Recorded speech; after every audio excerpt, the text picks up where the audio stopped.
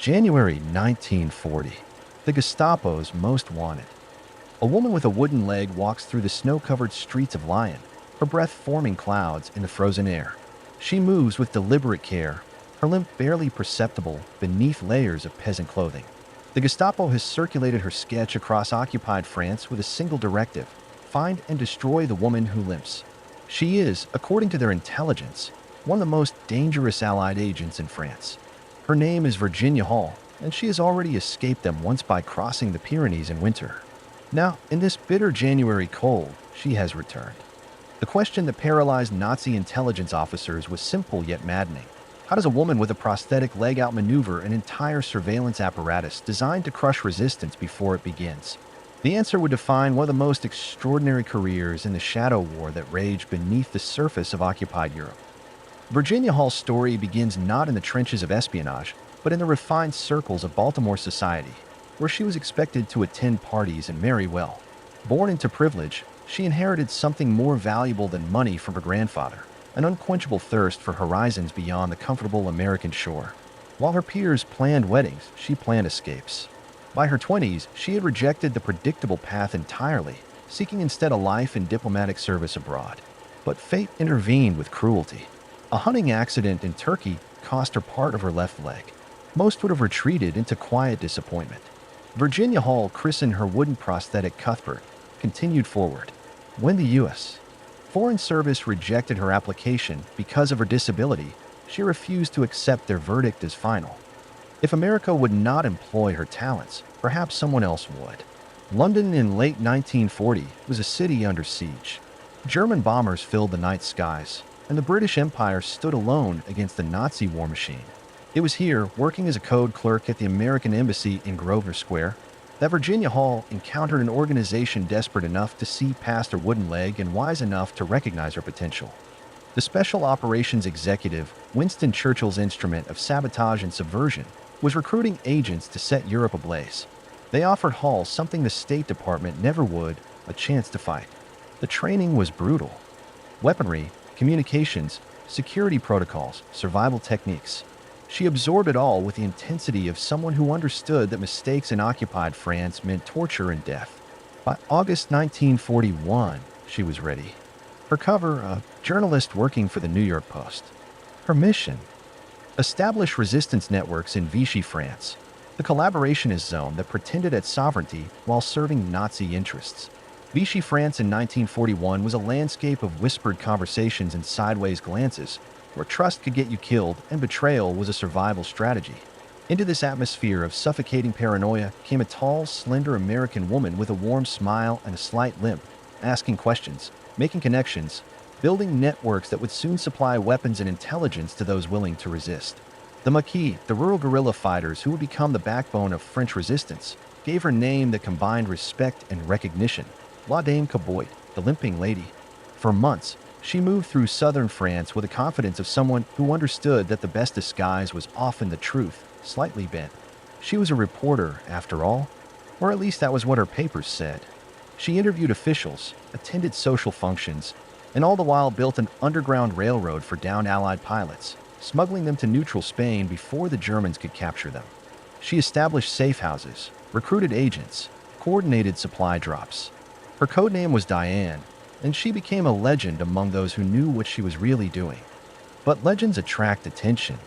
By November 1942, the Germans had grown tired of the Vichy pretense and poured troops into the unoccupied zone. Virginia Hall, who had become far too visible, far too effective, received orders to evacuate immediately. The routes north and west were closed. Only one path remained: south across the Pyrenees into Spain. The Pyrenees in winter are merciless. Jagged peaks clad in ice and snow, temperatures that can kill the unprepared, passes that vanish in sudden storms. Virginia Hall, with her wooden leg Cuthbert, began the crossing. The pain must have been extraordinary. Each step on the prosthetic in freezing conditions, each slip on ice-covered rock, each hour of trudging through snow that came up to her waist. At one point during the grueling journey, she radioed London with a complaint about Cuthbert giving her trouble. The radio operator in London, unaware that Cuthbert was her prosthetic leg, responded with instructions to eliminate him if he was proving unreliable. Hall must have smiled grimly at that message as she continued her climb. She made it across. Spain was neutral, but neutrality did not mean friendly. Without proper entry papers, she was arrested at the border town of San Juan de las Abadesas and thrown into prison. The Spanish authorities were not particularly interested in her story. She was an illegal immigrant, and that was enough. Figueres prison was notorious for its conditions, but Virginia Hall had not crossed the Pyrenees in winter to rot in a Spanish jail. She befriended a Spanish prostitute who agreed to smuggle out a letter to the American consul in Barcelona. Within 6 weeks, diplomatic pressure secured her release. She arrived in Madrid expecting reassignment to active operations. Instead, the SOE gave her what amounted to a desk job, scouting safe houses, acting as a courier, maintaining networks but not leading them. For a woman who had orchestrated resistance operations across southern France, it felt like exile. She had proven herself capable beyond question, yet here she was, underemployed and frustrated. She requested a transfer back to F section, back to real work. By November 1943, she was in England again, but this time training for a new role. This OE passed her to the Office of Strategic Services, America's own intelligence agency. She would return to France not as an organizer, but as a radio operator, the most dangerous job in occupied territory. German direction-finding equipment could locate a transmitter within minutes. Radio operators in France had an average operational lifespan measured in weeks. March 1944. The English Channel on a moonless night. A Royal Navy motor torpedo boat cuts through black water toward the Cotentin Peninsula. Virginia Hall cannot parachute because of Cuthbert, so she will go ashore the old way, by dinghy through the surf, onto an occupied beach. She is 38 years old, and the Gestapo still has her sketch posted in police stations across France. This time, her disguise must be complete. She transformed herself into an elderly peasant woman. Her soft brown hair became dirty gray-black. Her slim figure disappeared beneath full skirts, woolen blouses, and an oversized sweater that made her look 20 years older and 30 pounds heavier. When she shuffled through village streets, bent over a shepherd's staff, no one saw Virginia Hall. They saw exactly what she wanted them to see, a nobody, a tired old woman of the kind that occupied France had in abundance. By May, she had established herself in the Nièvre region, living in the attic of a house owned by Colonel Fernand Vesseros, the local police chief. Imagine that arrangement for a moment. The head of the gendarmerie sheltering an American spy in his attic while German officers walked the streets below. When Gestapo activity increased and the attic became too dangerous, she moved again, this time to a garret owned by 84-year-old Jules Jutry and his daughter-in-law Estelle. It was here that Virginia Hall became a goat herder. Each morning, she would emerge from the garret, stooped and gray-haired, and lead her small herd along the village roads. German soldiers paid her no attention. Who suspects an old woman with goats? But the old woman was counting vehicles, noting troop movements, memorizing the locations of supply depots and ammunition stores. The goat's milk she delivered door-to-door provided cover for contacting resistance members. At night, back in the attic, she would tap out coded messages to London on her radio transmitter, reporting everything she had seen. When supply drops were arranged, she drove a donkey cart to the drop zones, helping resistance fighters recover parachutes and weapons before German patrols could arrive. Between May and July 1944, she organized 15 supply drops in the Nièvre region alone. 15 times she coordinated with London, established secure drop zones, assembled reception committees, and ensured that weapons and explosives reached the right hands. Early July brought new orders. The Allies had landed in Normandy, and Virginia Hall was needed in the Haute-Loire region. Her mission: establish new resistance groups and maintain constant radio contact with London. She chose the village of Chambon-sur-Lignon, a Huguenot community with a long history of sheltering refugees. During the German occupation, Chambon had become a center of resistance activity, its residents united by a fierce independence and a tradition of protecting the persecuted. A farmer named Leah Liberate, whose husband was a prisoner of war, provided temporary shelter. Soon, Virginia located an unused house and barn owned by the Salvation Army. She secreted her radio equipment in the barn and worked alone, organizing reception committees for incoming agents, distributing supplies and money, setting up new resistance cells. A group of 30 Maquis fighters led by Lieutenant Rollo Bullicard, codenamed Bob, became her support network. They marked drop zones, retrieved materials that went astray, maintained her radio and batteries, and provided the muscle necessary for operations that required more than one pair of hands. The Gestapo intensified their search. They knew a radio operator was active in the area. They knew it was likely the Limping Lady. Direction-finding trucks prowl the roads, their antennae sweeping for her signal. But Virginia Hall had learned the tradecraft well. She never transmitted from the same location twice in succession. She kept her messages brief. She constantly moved her equipment.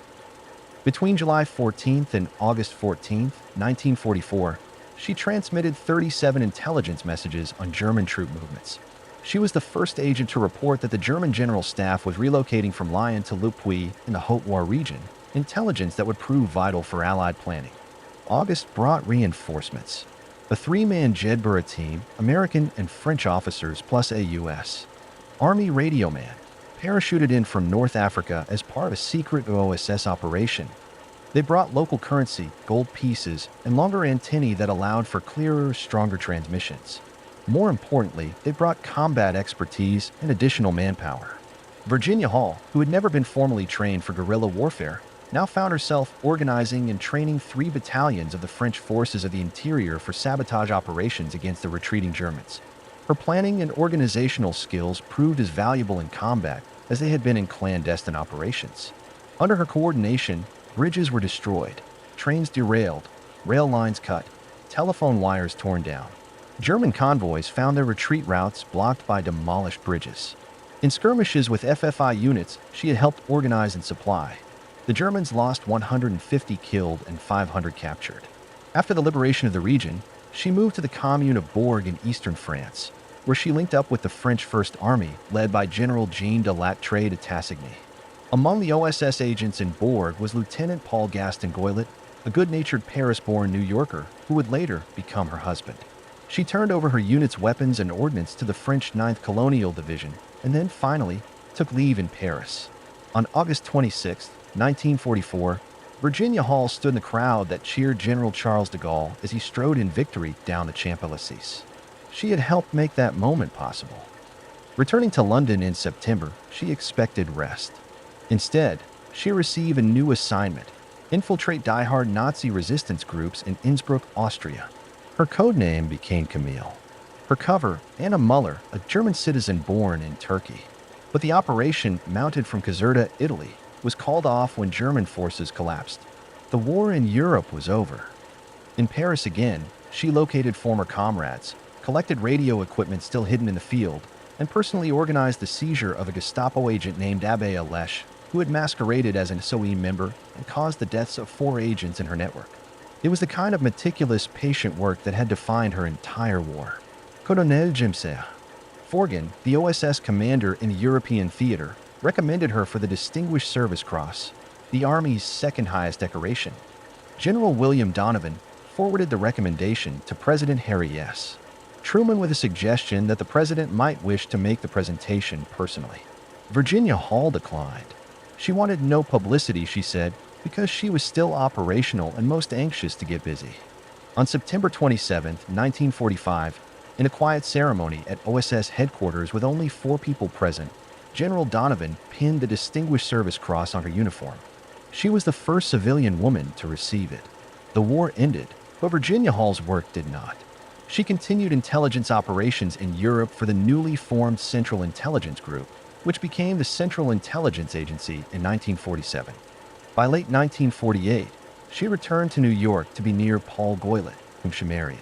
She joined the National Committee for Free Europe, a CIA-front organization connected to Radio Free Europe, interviewing refugees from the Balkans and Baltic regions, preparing anti-communist propaganda, continuing the shadow war she had been fighting since 1941. She died in 1982 at a hospital in Rockville, Maryland, and was buried at Druid Ridge Cemetery in Pikesville. Paul, who had suffered a stroke that changed his personality, followed 5 years later. Her decorations included the Distinguished Service Cross from America, the British member of the Order of the British Empire, and the French Croix de Guerre with palm. The French also made her a Chevalier of the Legion of Honor. But perhaps her greatest tribute came from those who fought beside her. One OSS colleague, William T. Hornaday, too, said simply, her courage knew no bounds. The Gestapo, who never caught her despite years of hunting, might have agreed. They certainly never forgot the woman who limped through occupied France, always one step ahead, always more dangerous.